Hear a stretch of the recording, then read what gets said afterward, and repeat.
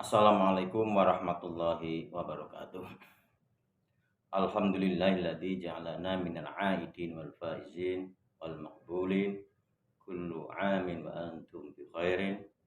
Asyhadu an la ilaha illallah wahdahu la syarikalah wa asyhadu anna sayyidana Muhammadan abduhu wa rasuluh la nabiyya ba'dah. Allahumma shalli wa sallim ala sayyidina Muhammadin wa ala alihi wa ashabihi ajmain. Yang sama-sama kita hormati Kepala Kantor Kementerian Agama Kota Semarang, beliau Kiai Haji Ahmad Farid. Yang kami hormati Pak Kasih Pendidikan Agama Islam, Pak Cahyo. Yang kami hormati teman-teman pengawas, ada Pak Haji Sati, Pak Haji Sihab, Ketua MGMP PAI SMK Kota Semarang, Rosidin beserta jajarannya, dan Bapak Ibu guru GPAI SMK se-Kota Semarang yang berbahagia. Puji syukur kehadirat Allah yang Maha Kuasa, pada kesempatan kali ini kita masih diberikan kesehatan, kenikmatan, umur panjang sehingga bisa bertemu kembali dan bisa terus menjalankan aktivitas kita, kegiatan-kegiatan kita, yang mudah-mudahan semuanya bermanfaat dan bernilai ibadah untuk kita semuanya. Amin amin ya rabbal alamin. Shalawat salam mari kita sanjung kepada Nabiullah Muhammad sallallahu alaihi wasallam, yang mudah-mudahan kita semuanya digolongkan menjadi umat beliau dan mendapatkan syafaatul utsma dari dunia sampai akhirat. Amin ya rabbal alamin. Ibu bapak hadirin yang dimuliakan Allah Subhanahu wa taala. Pada kesempatan kali ini kami selaku Ketua Pokjawas memberikan beberapa hal. Yang pertama, baik secara pribadi atau kedinasan, di dalam momentum Idul Fitri ini kami mohon maaf yang sebesar-besarnya, yang seluas-luasnya, yang tentunya Pokjawas dan juga para pengawas dalam memberikan layanan kepada Bapak Ibu GPAI SMK di Kota Semarang ini ada yang kurang ataupun mungkin belum sesuai yang diharapkannya. Oleh karena itu kami secara pribadi dan kedinasan mohon maaf lahir dan batin. Purun nggih Bapak Ibu nggih. Alhamdulillahirabbil alamin. Teriring doa, mudah-mudahan ibadah puasa kita diterima oleh Allah Subhanahu wa taala dan kita semuanya dijadikan sebagai golongan minal aidin wal faizin, sebagai pemenang sekaligus orang-orang yang beruntung, yang mampu dan menjalankan sebuah etape kehidupan dengan melalui puasa Ramadan, kemudian kita bisa beridul fitri, hablum minallah dan hablum minannas sudah kita jalani bersama-sama. Selanjutnya Bapak Ibu yang kami hormati, pada kesempatan kali ini juga kami menghimbau sekaligus menyarankan dalam rangka untuk menjaga minal aidin kita wal faizin kita setelah pasca Ramadan. Kalau kami refleksikan, minimal ada 9 budaya yang sangat bagus pada bulan Ramadan yang tentunya perlu kita implementasikan pasca Ramadan. Ketika Ramadan hadir, budaya itu diciptakan oleh Allah melalui hadis nabinya, manja Ramadan futihat abwabul jannah wa ghuliqat abwabun nar wa sufiyatatis syayatin. Itu sebuah komunitas budaya, sehingga ketika bulan Ramadan rasanya melakukan kebaikan mudah, enak rasanya, nyaman dan lain sebagainya. Tetapi ketika pasca Ramadan, nah ini Bapak Ibu, ketika pasca Ramadan, budaya Ramadan itu kita setting menjadi budaya diri kita, budaya lingkup lingkungan kita, budaya kerja kita, dan juga komunitas yang lainnya. Ada minimal 9 budaya yang menurut kami perlu kita terapkan pasca Ramadan, yang itu akan menghantarkan kinerja kita, kebaikan-kebaikan pada bulan Ramadan, sehingga nanti akan meningkatkan prestasi kita, dan mudah-mudahan kita semuanya prestasi ke depan semakin naik, semakin meningkat, produktif dan lain sebagainya, sehingga kita menjadi orang-orang yang robihun, yang beruntung. Bukan sama apalagi turun, dan inilah yang perlu kita ciptakan budaya. 9 budaya itu yang pertama, Bapak Ibu yang kami hormati, budaya berpuasa. Ketika bulan Ramadan, budaya berpuasa itu sudah membekas pada diri kita. Kita pagi, malam kita itu sahur atau tidak, sholat taraweh ataupun tidak. Tetapi ketika itu bulan Ramadan, diri kita sudah berbudaya besok menjadi tanggung jawab untuk melaksanakan puasa. Nah, budaya ini Bapak Ibu yang kami hormati juga kita tarik setelah pasca Ramadan. Di setelah pasca Ramadan ada Syawal, puasa Syawal, puasa Senin Kemis, dan puasa-puasa sunnah yang lainnya. Dan ketika budaya Ramadan sudah mengkristal pada diri kita, Bapak Ibu akan memanfaatkan yang namanya puasa 6 hari.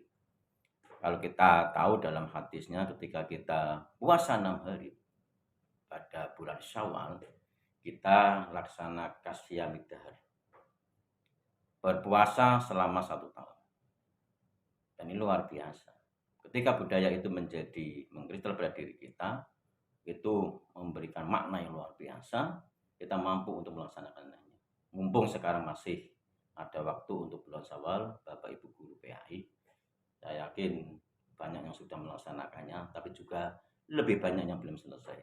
Kami sangat berharap mudah-mudahan Bapak Ibu semuanya bisa menyelesaikannya. Sehingga dalam budaya di Indonesia terjadi setelah puasa 6 hari adanya Syawal, Bodo Kupat.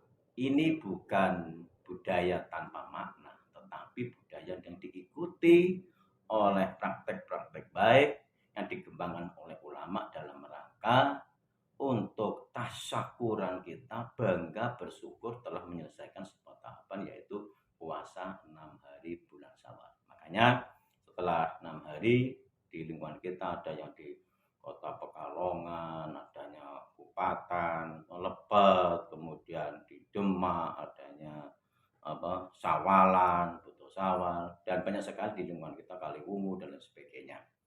Ini tidak lepas dari sebuah refleksi hadis Nabi tadi berkaitan dengan bahagianya setelah menyelesaikan puasa 6 hari pada bulan Syawal.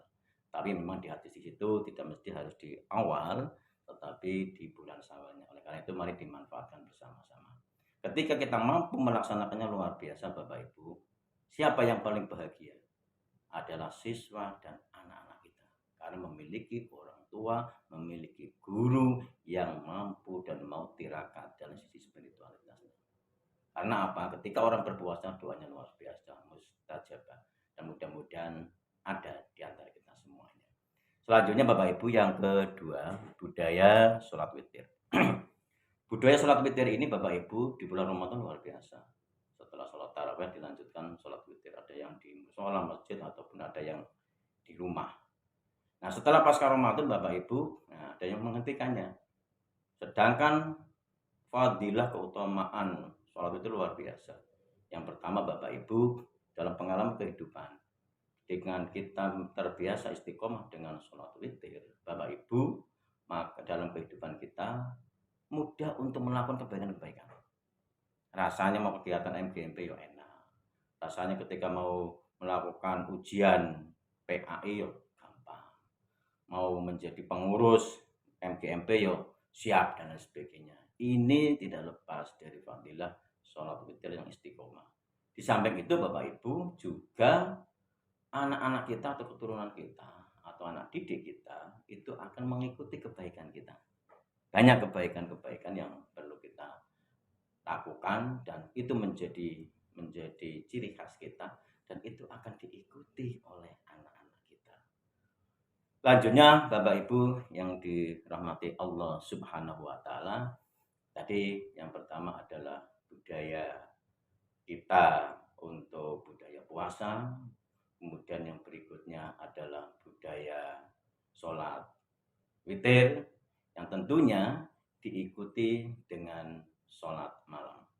Bapak Ibu, budaya sholat malam ini juga luar biasa. Saya yakin kalau Bapak Ibu bangun tidur terus ketika bulan puasa jam 3 sudah bangun. Nah setelah pasca Ramadan apakah masih bangun atau bangunnya setelah subuh? Saya yakin kalau GPAI SMK Kota Semarang apalagi sebelum subuh jam 3 sudah bangun semuanya. Dan kemudian tidak hanya membangunkan istri atau suaminya, tetapi bangun untuk sholat malam. Ketika itu dilakukan sebuah luar biasa, 3 kebaikan akan kita dapati. Dimudahkan oleh Allah segala urusan kita, khususnya dalam rangka menghantarkan anak-anak kita yang sukses, kemudian doa kita dikabulkan oleh Allah, dan dosa-dosa kita diampuni oleh Allah Subhanahu wa Ta'ala. Ibu bapak, ini baru 3 budaya, nanti akan kita kembangkan pada pertemuan-pertemuan berikutnya. Selanjutnya, bapak ibu yang kami hormati, yang kedua berkaitan dengan ujian sekolah, khususnya berkaitan dengan PAI, baik teori ataupun praktek. Khusus berkaitan teori, Bapak Ibu silakan sudah disesuaikan dengan standar yang ada, soal yang ada, kisi-kisi yang ada. Yang selanjutnya kami tekankan khusus berkaitan ini, nanti Bapak Ibu yang teori tolong Bapak Ibu dianalisis. Nanti dianalisis, dilaporkan kepada pengawasnya masing-masing dari sisi-sisi mana, KD mana ataupun materi mana yang belum terkuasai oleh anak-anak kita. Kemudian untuk menjadi refleksi untuk tahun yang akan datang. Selanjutnya Bapak Ibu berkaitan dengan ujian praktek. Bapak Ibu yang kami hormati, anak-anak SMK itu menjadi unik. Bapak Ibu, mari kita pastikan anak-anak SMK lulus terkait dengan praktek ibadah, mulai dari sholat jenazahnya. Tidak hanya sholat jenazah, pengurusan jenazah itu dipastikan clear. Dan untuk sholat jenazah Bapak Ibu diharapkan doanya jangan doa minimalis, Allahumma ighfir lahu warhamhu wa'afi wa'fu anhu. Wes gitu toh. Kalau bisa Bapak Ibu yang lengkap. Sehingga nanti ketika anak-anak kok lupa, yang minimalis sudah dapat. Tetapi ketika minimalis mau mencari kelupa, apalagi setelah sekolah dan sebagainya, itu susah akan menghafalkannya. Oleh karena itu Bapak Ibu sudah wanti-wanti sejak dahulu kami sampaikan ketika doa terkait dengan sholat jenazah, Bapak Ibu, anak-anak kita berikan doa-doa yang lengkap. Kemudian Bapak Ibu dipastikan anak-anak kita, Bapak Ibu yang kami hormati, itu mampu membaca Al-Quran dengan benar dan sekaligus menulisnya. Hal ini sangat memberikan arti bagi anak kita ketika lulus dari SMK, kok ora iso moco. Nah ini Bapak Ibu, kok tidak bisa membaca. Ini nanti akan ditanya siapa gurunya dari SMK. Dipastikan sudah bisa dan sudah mahir dalam membaca. Tidak hanya bisa tapi mahir. Dan sekaligus Bapak Ibu mulai dari tajwidnya dan sebagainya suka diikuti dengan lagu. Yang berikutnya Bapak Ibu di aspek Al-Quran sekaligus dengan menghafal. Kami sebenarnya sangat mengharapkan untuk SMA, SMK itu juz amma ke bawah hafal. Nah ini harus diikuti oleh guru-gurunya yang hafal. Begitu juga para pengawasnya. Dan ini Bapak yang kami hormati, minimal itu surat As-Samas ke bawah hafal. Fungsinya untuk apa? Ketika anak-anak itu sholat duha sudah clear dengan bacaannya. Ya boleh sih sholat duha dengan Al-Ikhlas dan lain sebagainya. Tapi ketika dengan As-Samas, dengan surat Al-Duha, itu menjadi nilai bagi anak-anak kita.